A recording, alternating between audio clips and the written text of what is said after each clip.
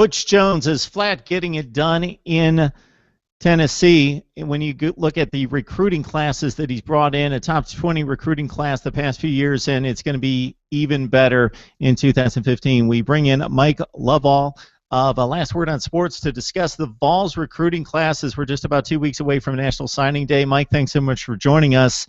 And I got to tell you that I've done about 4 of these videos with other programs across the country, and I listed out the ESPN 300 recruits, and it was a pretty short list for everybody else. But Tennessee, I did a lot of writing here in the last 15 minutes, so if you could break down those big commits for us and really set us up for the rest of the conversation here. Well, Mark, thanks for having me first off. Tennessee's biggest recruit is a guy out of California named Khalil McKenzie. His dad is Reggie McKenzie, a Tennessee graduate, played in the early 80s. He's also the general manager for the Oakland Raiders. Khalil's a 5-star defensive tackle. Some services have him listed as number 1. I think ESPN has him listed as number 6 or number 8 recruit.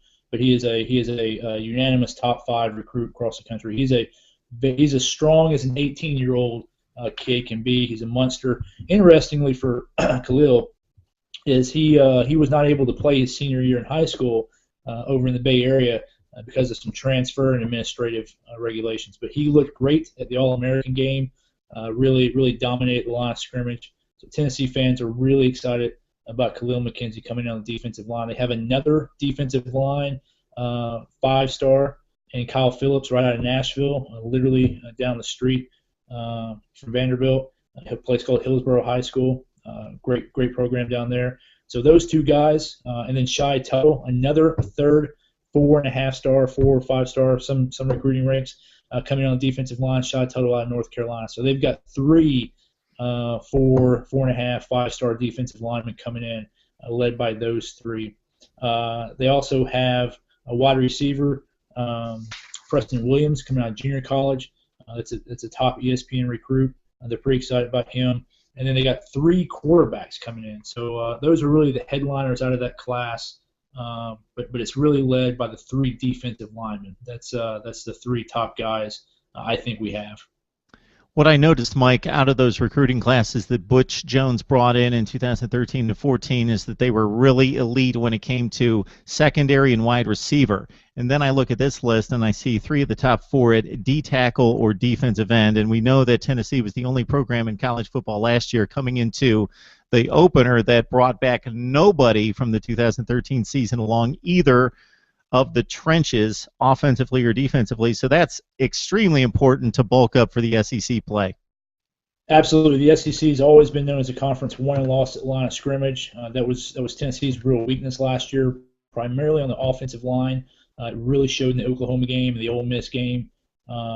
Striker in Oklahoma really hit Justin Worley several times, and of course that Ole Miss defense before they suffered some injuries really exploited Tennessee's offensive line. The defensive line actually fared a lot better last year than what people thought.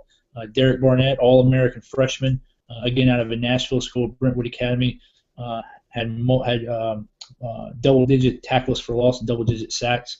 So he had a great year, really anchored that defensive line. So Butch Jones' team really has focused on this year the defensive line to control that line of scrimmage. And you're absolutely right about the line of scrimmage last year.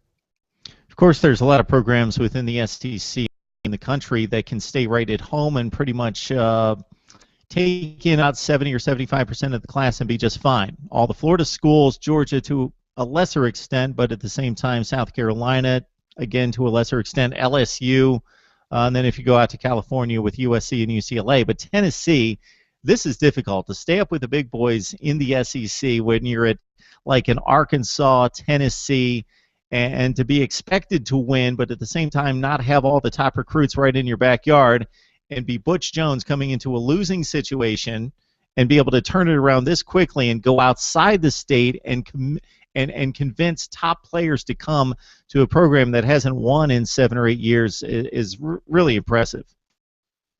So you're absolutely right. And the first thing that Butch Jones did was he built hype around the program. Tennessee, when he got there, there were quite a bit of talent gaps. What Tennessee did not have was a gap in facilities. excellent facilities at Tennessee. If you talk to commits, if you read their comments after their official visits, Tennessee and LSU are really kind of right up there, top 2 or 3 game day experiences and facilities, which is really important in the SEC. So he had that, and then he really built the hype. And Tennessee has traditionally had to go outside of Tennessee. But what Butch Jones has made a concerted effort of doing under the previous 2 coaches, they really got away from recruiting in-state.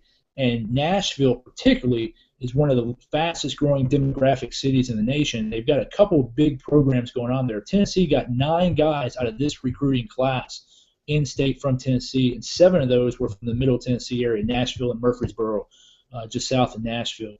If you look back last year's class, Derek Barnett, Jalen Hurd, and Josh Malone, all 3 impact freshmen, all came from the Nashville area.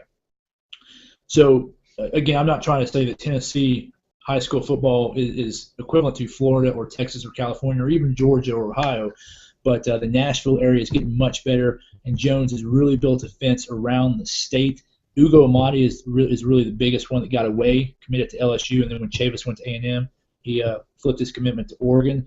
And then Memphis is kind of still in play. Tennessee and Ole Miss have always fought over Memphis. And there's a recruit, offensive tackle, highly sought after by both Tennessee and Ole Miss, Drew Richmond, who's currently committed to Ole Miss. But Butch Jones and staff, they've got 1 spot left, I think, for this class, and they're really pushing hard for either Richmond to flip or linebacker Cortez Sapp. So that's kind of how Jones has done it. He also hits Georgia heavily. Tennessee has always recruited Atlanta heavy. If you remember Eric Berry, Jamal Lewis, both Atlanta area guys that came up to Knoxville. And of course, Eric Berry's twin brothers are currently at Knoxville. Josh Dobbs, our quarterback, came out of Alpharetta. Another Alpharetta guy is part of our defensive line class this year. Andrew Butcher, another 3.5 or 4-star, depending on what service is part of that heralded defensive line class. So Tennessee's focused on in-state, building that fence back up. And then they focused on hitting Georgia hard. And if you look at the states, they've got recruits from North Carolina, Kansas, Indiana, Texas, Georgia, 6 from Georgia, 2 from Virginia. They're still targeting Patrick Allen out of Virginia. California, 2 from California. And they've hit Florida, Louisiana, Michigan today with John Kelly. So Butch has done a good job of both in-state and going out and getting those guys from out of states. John Kelly today out of Michigan, really the first guy that Harbaugh went after they lost.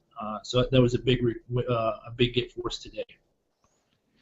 Tennessee's a team last year that showed the results on the field that you would expect from a team that has gathered some elite talent but is still very thin in some spots. So they would go out against an Alabama or Ole Miss, get trounced. Then they would compete and win a game against a South Carolina, even though the Gamecocks were down, still a team that seemed to be a step or 2 above them, compete against a Georgia, Florida, and come very close to victories there. What are those key areas that you would like to see Tennessee close the deal, and what are those positional needs that you would like to see them address?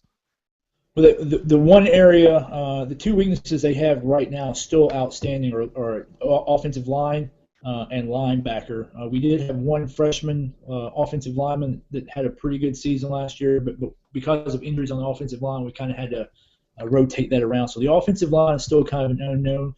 We did pick up, as far as recruits this year, 4 offensive linemen, but only one of those was really high on our target list. We do still have Drew Richmond and Patrick Allen out there. I think if we can get one of those guys, that will really round out this class. And then the other kind of weak spot right now is linebacker. A.J. Johnson's graduating.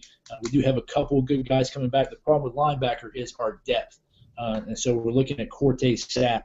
Those are really our 3 targets that are still out there. Drew Richmond, Patrick Allen on the offensive line, and Cortez Sapp at linebacker. I think one of those offensive tackles, or ideally one of the 2 offensive tackles, or Cortez Sapp, would really round out this class and address our lingering weaknesses going into this season, which are the offensive line and depth at linebacker.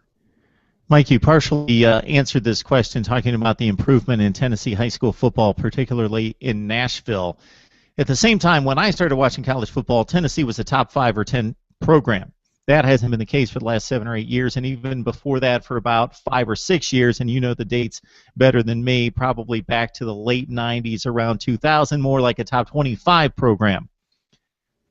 you see the improvement and getting the recruits in from Tennessee, but I'm checking out what is considered to be the top 12 commits here and 9 from out of state.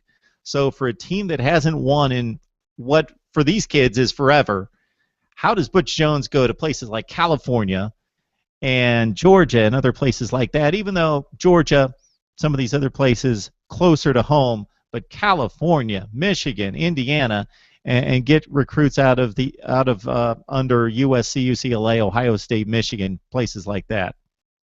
Well, one of the big draws, and I'll just take this straight from John Kelly's comments after his commitment today, is he wanted to play against the best. So really, Butch Jones leverages come play in the SEC, and that attracts a lot of kids from areas that aren't SEC geographic areas. The other thing is, again, Tennessee's got excellent facilities. They come to campus, and it's one of the, I'm sure every person says this about their school, but it's one of the great campuses, and excellent indoor training facilities, and excellent facilities for the student athletes, particularly the football players. He's built the hype back up as well, and then kind of in line with competing against the best in the SEC. I think gone are the days where a kid goes to school because that's the school he grew up rooting for. A lot of these kids these days are looking forward and what gives me the best opportunity to pursue my dreams at the next level in the NFL. And if you're one of those, if you're one of those schools, particularly in the SEC, you can say, look at the number of first-round picks we produce, look at the number of overall NFL prospects we produce, and look at the number of guys we've got drafted. Look at the number of guys we have playing in the league today. And Tennessee is a team out of the SEC, obviously not the only team. They're a team like Alabama and LSU and Florida that can go across the country, can go into California, can go into Texas, the Dallas area, the Houston area, and say, this is what we've done in the past. Even when Tennessee was down, we still put out top NFL prospects. And that's because of our coaching, it's because of our facilities, that's because of the competition we play. And I think that's really how they go out and pull those guys from California and Michigan, Indiana, Virginia.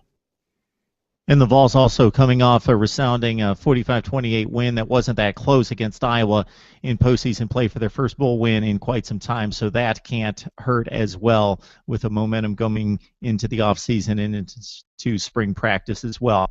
Mike Loveall from Last Word on Sports joins us to talk some Tennessee recruiting. Hey, Mike, thanks so much for the information and the insight. We appreciate it. Great. Thanks, Mark. Thanks for having me.